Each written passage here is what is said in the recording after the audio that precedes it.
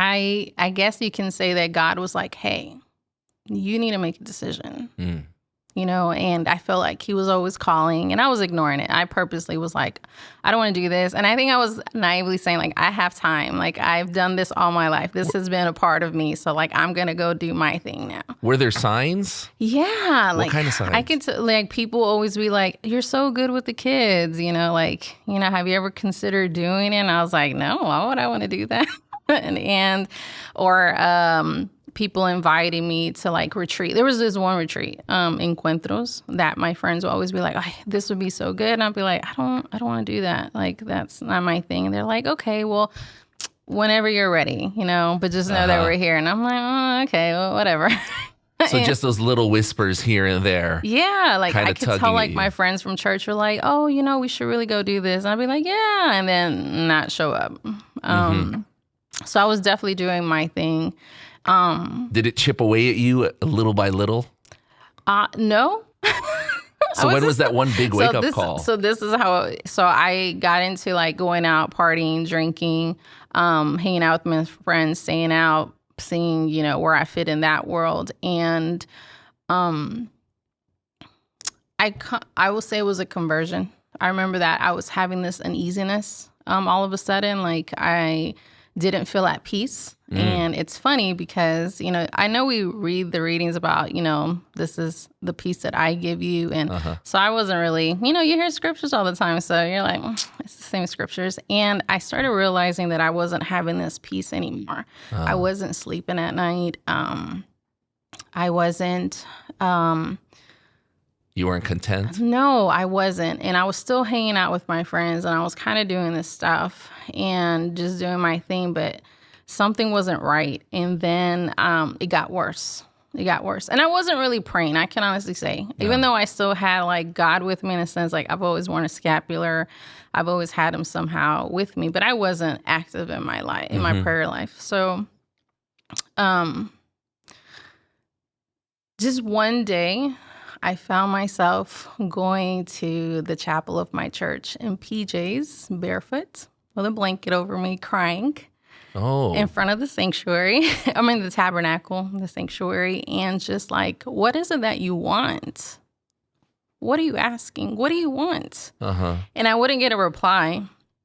And I would just be crying all the time. I was like, what's wrong with you? I was like, I don't know. I don't know what's wrong with me, but something is not right. That one day, I think I just looked at the altar and I said, I don't know what you're asking of me, but my answer is yes. I don't know what it is, but it's yes. And so I left it at that. And honestly, I was like, does this mean that you want me to be a nun? Am I going to be a sister? Like, what does this mean? Because it was just this open-ended Yeah. I was just call. like, I just knew he was calling, but I didn't know what it was. Yeah. And so I just remember that he was just said, you just can't be living the two worlds. So knowing that you are with me, but a foot in the world, you have to make a decision. So I made the decision. I said yes. And so I didn't know what that meant. Did you consider, religious life? I did. I was open. I kind of just said, okay, God, if I'm saying yes to you and I'm trusting you. And I hung on. So to this day, Proverbs, trust the Lord with all of your heart. Yes. That was my motto. That was kind of like my mantra. And also, Jesus, I trust you. I got really so much into the Divine Mercy, which is awesome. We're here at St. Faustina Parish. Yes. Really got into it. And so during this time, he never answered me, but my prayer life became so strong because I was attending Mass. We were having these strong, amazing moments during adoration. And even at home, like I was on my knees and just talking to him all the time. And I was still like working, going to school, but it was different now. And then So the answer was in your life. It wasn't this big, light came through and the clouds parted and something like that. No, not necessarily. But then I got the invitation for the retreat again. Encuentros. And I said yes. And you showed up. And I showed up. And I didn't even know anyone else there because usually like friends will go together. I was by myself, which I think helped me so much. Yeah. It was just me there. That's the way it was meant to be. It was meant to be that way. And I just had an amazing time. This peace, I guess that's why I was mentioning the peace before.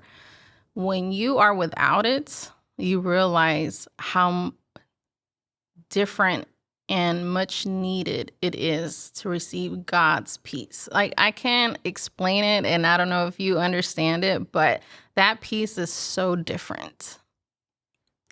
It changes you, that now you protect it. So now that I know what it's like without his peace, I protect it so much. It changed my perspective in life. This is something I didn't have, and I want to hold on to it. I want to hold on to it. And now, even in my life, I'm just kind of like, if it's not good here, we're not going to do it. It actually helps me a lot in making decisions. Guides you, yeah. It does so much.